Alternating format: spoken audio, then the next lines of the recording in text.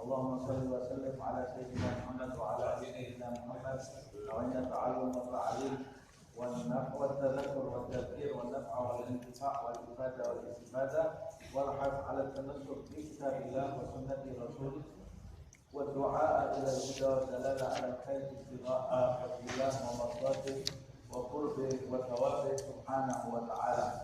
Alhamdulillah, kita lanjutkan kajian Bidayatul Hidayah halaman 83 sampai kita di paragraf ketiga. Di pertemuan yang lalu kita membahas sampai rukuk dan kemudian i'tidal. Kemudian qala al-muallif wa nafa'ana bihi fid dharain amin. Tsumma sujud mukabbiran ghaira rafi' yadayhi. Kemudian setelah i'tidal itu sujudlah kamu dalam keadaan bertakbir tanpa mengangkat tangan kamu. Jadi tidak semua takbir di dalam sholat itu kita mengangkat tangan. Kita mengangkat tangan di dalam sholat itu hanya pada empat kondisi. Pertama di takbiratul ihram. Takbiratul ihram pertama masuk sholat. Kedua di takbir saat kita rukuk.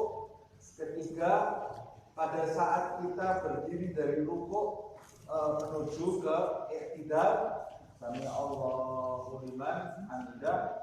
Dan yang keempat, takbir saat kita berdiri ke rakaat ketiga dari tahiyat pertama. Hanya itu saja takbir. Setelah ini tidak ada takbir lagi. Tidak ada takbir lagi. Jadi rakaat kedua dari rakaat pertama angkat tangan enggak takbir? Enggak, jangan angkat tangan. Kalau kamu angkat tangan, kamu tidak dapat sunnah, tapi justru kamu melakukan gerakan yang tidak ada hubungannya dengan sholat. Kalau sampai 3 kali berturut-turut bisa membatalkan sholat. Karena itu bukan termasuk sunnah, tidak boleh bergerak yang tidak ada sunnahnya. Jadi takbir hanya di 4 kondisi.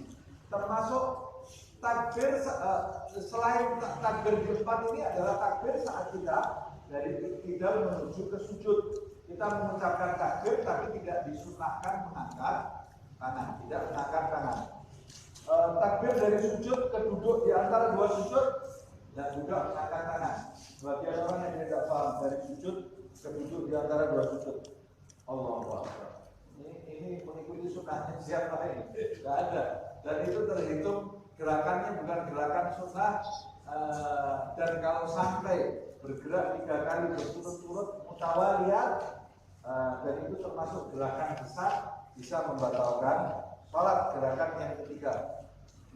Lalu wada' awalan 'alal ardi rukbatain. Anggota sujud itu ada 7. Ada 7 anggota sujud yang harus kita perhatikan. Yang pertama adalah jabhah maksyufah, dahi yang terbuka. Jadi yang terbuka hanya apa? Dahi. Lainnya tidak wajib terbuka. Jabhah maksyufah. 1 anggota sujud itu adalah dahi yang terbuka. Kemudian 2, 3 telapak tangan. Jadi ada 3, 2 telapak tangan. Berarti dahi 1, 2 telapak tangan. Ada 3. Kemudian selanjutnya adalah 2 lutut. Rukbah, 2 lutut. Berarti ada 5. Sudah ada 5 anggota sujud. Yang terakhir adalah bagian batin jari-jari kaki kita. Jari kaki kanan dan jari kaki kiri. Batinnya, bukan ujung jarinya, tapi bagian dalam ya, bagian bawahnya jari-jari tadi. Cukup diwakilkan kalau kita hanya bisa pamannya ibu jari kaki saja kanan dan kiri yang nempel itu sudah sah, tapi bagian dalamnya bukan bagian ujung. Karena seringkali melihat orang sujud bagian ujungnya saja yang menempel. Ini menurut Imam Nawawi tidak sah sujudnya.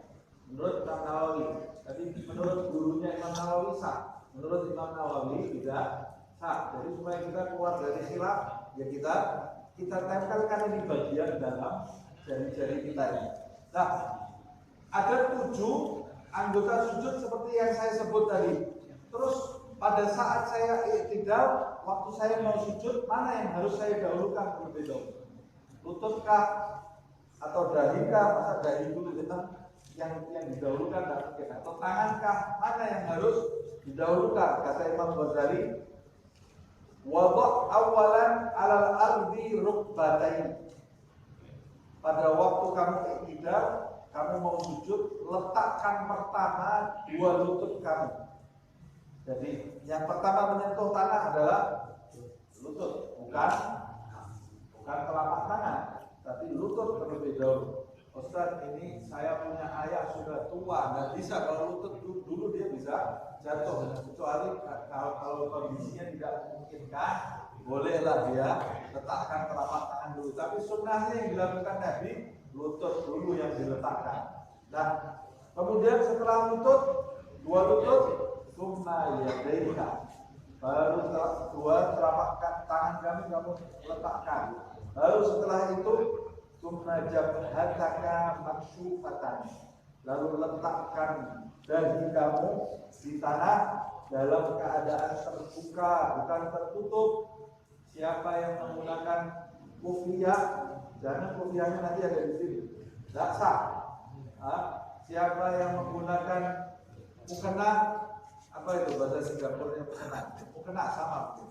Siapa yang menggunakan mukena, perempuan menggunakan mukena, harus tersingkap dahinya. Kalau mukenanya sampai di sini, tidak sah sujudnya. Kalau tidak sah sujudnya, tidak sah sholatnya. Ustaz, saya perempuan, kalau saya naikkan mukena saya, rambut saya terlihat, harus pakai diikat rambutnya. Sekarang ada, kalau di Indonesia namanya ciput ya, namanya ciput. Buat menaikkan rambut perempuan itu supaya rambutnya tidak ada yang keluar. Nah, sebelum pakai rukuk, pakai itu dulu. Jadi rambutnya tertutup, baru pakai mukenanya, sehingga dahinya bisa terlihat dan rambutnya tidak ada yang keluar. Banyak sekali di masjid kita lihat wanita yang masih belum paham, pakai mukena, rambutnya keluar dari samping sini. Walaupun keluar satu helai, dua helai, bisa membatalkan sholat, sebab rambut wanita itu merupakan aurat yang harus ditutup. Auratnya wanita ketika sholat, seluruh tubuhnya kecuali wajah dan telapak tangan. Wajah dan telapak tangan. Nah, kemudian kita lanjutkan wadha' anfa ma'al jabha, dan letakkan hidungmu di tanah bersamaan dengan engkau meletakkan dahimu. Meletakkan hidung ini hukumnya sunnah. Kalau kita tidak letakkan hidung kita, tidak kita tempelkan di tempat sujud, tetap sah sholat kita, tapi kita kehilangan pahala sunnah. Lalu wajafi mirfagaika an jambaika, lalu jafi itu renggangkan, jangan kau tempelkan ya. Mirfag kamu, siku kamu renggangkan dari perutmu, bukan ditempelkan di perut pada saat sujud, tapi direnggangkan. Kecuali kalau tidak bisa, sholatnya umpamanya berdesak-desakan gitu. Mau tidak mau kita tidak bisa memaksakan diri. Nah, harusnya yang betul siku kita ini ke samping begini pada waktu sujud, bukan di dalam, tapi ke samping. Tapi kalau tidak bisa, ya sudah sebisanya. Wa ajilla batnaka an fakhdaika. Ajilla ay irfa, angkatlah perutmu dari pahamu. Jangan pada saat sujud perut kita nempel di paha, tapi mengangkat perutnya. Jadi perutnya itu tidak menempel di paha, kecuali kalau orang yang terlalu besar perutnya, maka tidak mungkin bisa diangkat perutnya. Tapi dalam kondisi wajar, perut itu tidak boleh menempel. Kalau maksudnya perut menempel, berarti sujud kita itu kita tempelkan. Harusnya agak ke depan sedikit. Sujudnya itu agak ke depan sedikit, bukan perutnya menempel di paha, sehingga posisi sujud kita itu jadi pendek gitu ya. Dari kita itu jadi pendek seperti orang yang yoga itu, seperti orang yoga yang menempelkan dada dan perutnya di paha, kemudian menempelkan dadanya. Enggak, sujud itu tidak seperti itu. Tapi kepalanya harus ke depan sedikit dan tidak perlu terlalu ke depan sampai menjorok kita mau terlungkup, itu juga salah. Ada orang yang menyikapinya terlalu ekstrim, tapi hanya ke depan sedikit saja sujudnya, sehingga perutnya itu tidak menempel di paha. Wal mar'ah la taf'al dzalik. Nah, kecuali perempuan. Kalau perempuan tidak melakukan hal itu, artinya kembali kepada ini tadi, sikunya tidak seperti laki-laki. Kalau laki-laki disunahkan mengembangkan sikunya begini, tapi kalau perempuan justru menempelkan sikunya di perut. Kalau perempuan kebalikannya laki-laki. Wadha' yadaika 'alal ard hadwa mankibai. Letakkan telapak tanganmu itu di tanah sejajar dengan pundakmu. Sejajar dengan pundakmu. Wala tafrush dira'aika 'alal ardi. Jangan pula pada saat kamu sujud itu kau tempelkan dhira'. Dhira' itu ini. Dhira' itu apa namanya? Bukan siku. Lengan ya. Jangan kau tempelkan lenganmu. Dhira' itu dari ujung jari sampai ke siku. Jangan kau tempelkan di tanah. Nah, ada orang sujud lengannya ini dari telapak tangan sampai di siku dia tempelkan di tanah. Kata Rasulullah SAW, jangan kau sujud seperti unta dan anjing. Nah, anjing kalau dia, Rasul itu kadang-kadang memberi perumpamaan, jadi kita langsung paham bahwa maksudnya Rasulullah seperti itu. Kita lihat unta, anjing, kalau dia duduk, dia tempelkan lengannya itu seluruh kakinya atau lengannya itu di tanah. Kita tidak diperbolehkan sujud seperti itu, hukumnya makruh. Lalu waqul, dan ucapkan subhana rabbiyal a'la.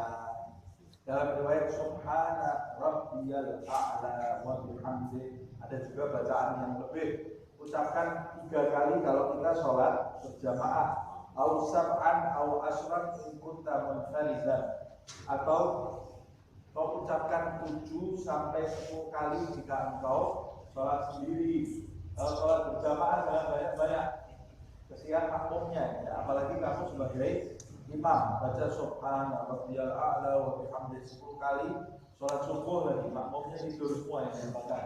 Karena makmum itu tidak sekuat kamu. Imam itu harus memperhatikan kondisi makmum. Tsumma rfa' minas sujud mukabbiran. Lalu angkat kepalamu setelah itu dari sujud dalam keadaan bertakbir dan tanpa mengangkat tangan. Hatta ta'tadila jalisan, sampai kamu sempurna dalam kondisi duduk. Bagaimana duduknya? Saya mau duduk bersila, boleh? Boleh. Nah, saya mau duduk seperti apapun, yang penting saya duduk setelah sujud. Tapi kamu kehilangan sunnah Nabi Muhammad SAW. Nah, lalu bagaimana cara duduk Nabi Muhammad SAW ketika dia mengangkat kepalanya dari sujud? Cara duduk Rasulullah, wajlis ala rijlikal yusra. Rasulullah itu duduk di atas telapak kakinya yang sebelah kiri. Duduk di atas kakinya yang sebelah kiri. Jadi dia bersandar kepada kakinya yang sebelah kiri itu diduduki oleh Rasulullah SAW. Wansab qadamaka al-yumna, dan telapak kanannya dia tegakkan. Dia tidak duduk di atas telapak kaki yang kanan. Dia duduk di atas kaki yang kiri. Telapak kakinya yang sebelah kanan dia tegakkan seperti itu. Nah, kita sudah tahu lah bagaimana cara duduknya orang yang duduk di antara 2 sujud. Wadha' yadaika, lalu kemudian letakkan 2 telapak tanganmu ala fakhdaika, di atas pahamu, bukan di lutut. Nah, ketika duduk di antara 2 sujud, bukan meletakkan tangannya begini di lutut, enggak, tapi letakkan di fakhdaika, ujung jari kita ini sampai perbatasan antara paha dengan lutut. Jadi semua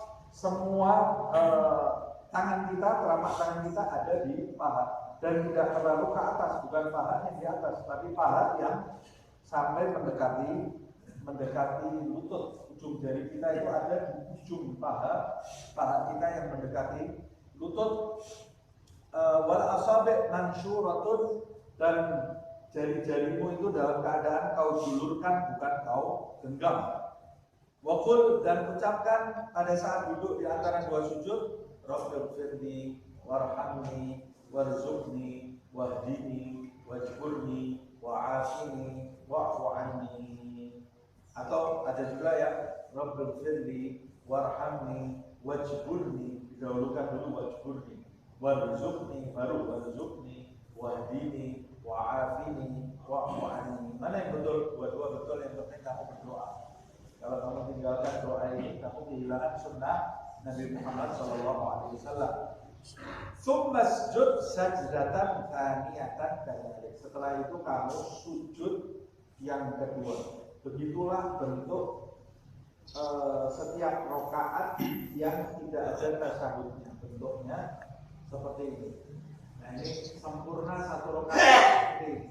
Berdiri, rukuk, i'tidal, sujud, duduk di antara dua sujud, kemudian sujud, kemudian berdiri lagi. Jadi sempurna satu rakaat, kecuali kalau ada tasyahudnya. Nah, nanti kelanjutannya akan kita bahas di pertemuan yang akan datang. Semoga Allah Subhanahu wa taala menjadikan kita termasuk mereka yang mendengarkan nasihat yang diwujudkan di dalam kehidupan sehari-hari. Amin. Anda mohon diri, Abdullah, ada jenazah yang soal. Ada jenazah, kita mau menghadiri sholat jenazah di tetangga di Ciputat. Baik, terima kasih.